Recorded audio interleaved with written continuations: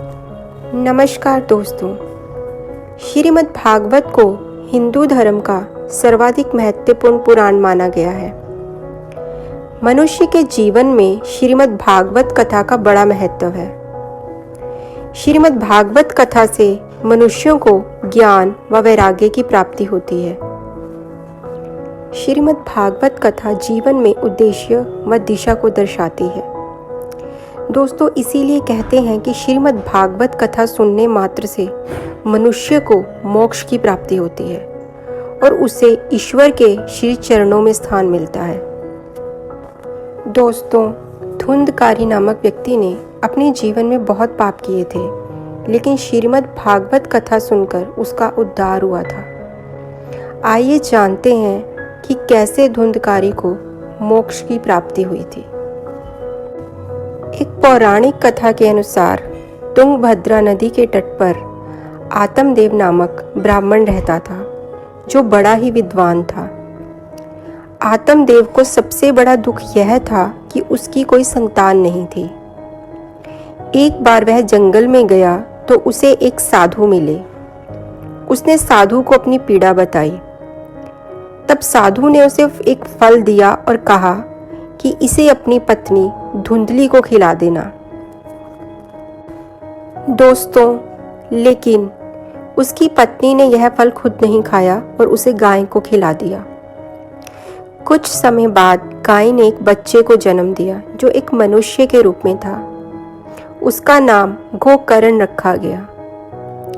वही धुंधली को उसकी बहन ने अपना एक पुत्र दे दिया, जिसका नाम धुंधकारी रखा गया। दोनों पुत्र में गोकर्ण तो ज्ञानी व पंडित निकला, लेकिन धुंधकारी दुष्ट व दुराचारी निकला। उसने अपने जीवन में चोरी करना शुरू कर दिया। उसने दूसरों को कष्ट पहुंचाना शुरू कर दिया। अंत में उसने अपने पिता की सारी संपत्ति को नष्ट भी कर दिया। दोस्तों, इससे दुखी होकर पिता आत्मदेव घर छोड़कर वन में चले गए और प्रभु भक्ति में लीन हो गए। उन्होंने धर्म कथाएं सुननी शुरू कर दी। इधर माँ धुंधली घर पर ही थी।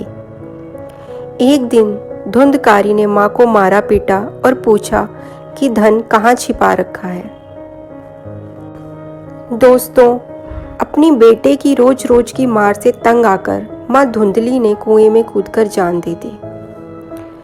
कुछ समय बाद धुंधकारी की भी मृत्यु हो गई और वह अपने कुकर्मों के कारण प्रेत बन गया। उसके भाई गोकर्ण ने उसका गया जी में श्राद्ध व पिंडदान करवाया ताकि उसे मोक्ष प्राप्त हो सके।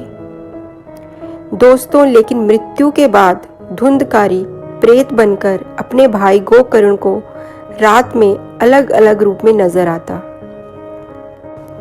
एक दिन वह अपने भाई के सामने प्रकट हुआ और रोते हुए बोला कि मैंने अपने ही दोष से अपना ब्राह्मण तत्व नष्ट कर दिया। दोस्तों, गोकर्ण आश्चर्य थे कि श्राद्ध व पिंडदान करने के बाद भी धुंधकारी प्रेत मुक्त कैसे नहीं हुआ। इसके बाद गोकर्ण ने सूर्य देव की कठोर तपस्या की, जिससे प्रसन्न होकर सूर्य देव ने गोकर्ण को दर्शन दिए। गोकर्ण ने सूर्य देव से इसका कारण पूछा। तब सूर्य देव ने उत्तर दिया कि धुंधकारी के कुकर्मों की गिनती नहीं की जा सकती, इसलिए 1000 श्राद्ध से भी इसको मुक्ति नहीं मिलेगी। धुंधकारी को केवल श्रीमद् भागवत से ही मुक्ति प्राप्त होगी। दोस्तों, इसके बाद गोकर्ण महाराज जी ने भागवत कथा का आयोजन किया, जिसे सुनकर धुंधकारी को मोक्ष की प्राप्ति हुई और प्रेत योनि से मुक्ति मिली। नमस्कार दोस्तों, हमारी आज की कथा यहीं संपन्न होती है। और सुंदर कथाओं के बारे में जानने के लिए हमारे चैनल को लाइक कीजिए, सब्सक्राइब कीजिए और शेयर कीजिए। धन्यवाद।